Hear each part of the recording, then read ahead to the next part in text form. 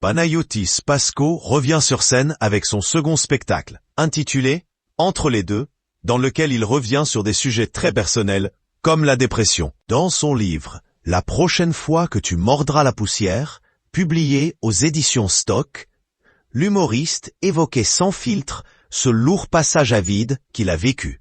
Ce jeudi 20 mars 2025, il était présent sur les ondes de France Inter. Et voilà que Léa Salamé fait une remarque assez étonnante. La dépression dont vous avez beaucoup parlé dans votre livre il y a 2 ans, elle est revenue l'an dernier. C'est ça aussi que vous dites dans le spectacle, tient-elle à préciser en préambule.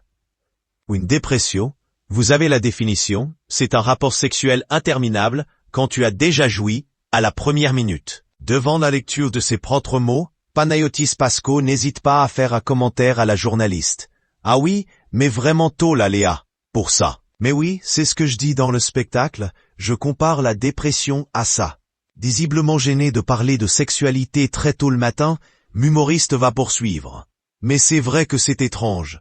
Un rapport sexuel, c'est l'endroit un peu... Je ne pensais pas que j'allais y aller, je pense que ma mère m'écoute en plus. Je suis désolé maman. Je fais l'amour maman. C'est le moment où tu l'apprends.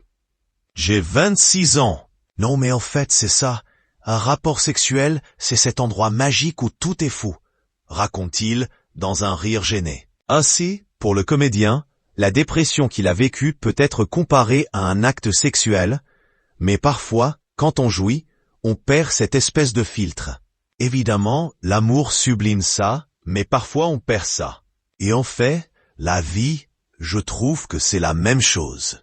Parfois, il y a des moments où la dépression, ça peut être un peu le moment où on est encore dans le rapport sexuel, alors qu'on a joui. Vous me forcez à faire cette métaphore très très tôt, surenchérit l'humoriste. Mais pour la présentatrice de quelle époque, il était important de décrire ce que son invité raconte dans son spectacle.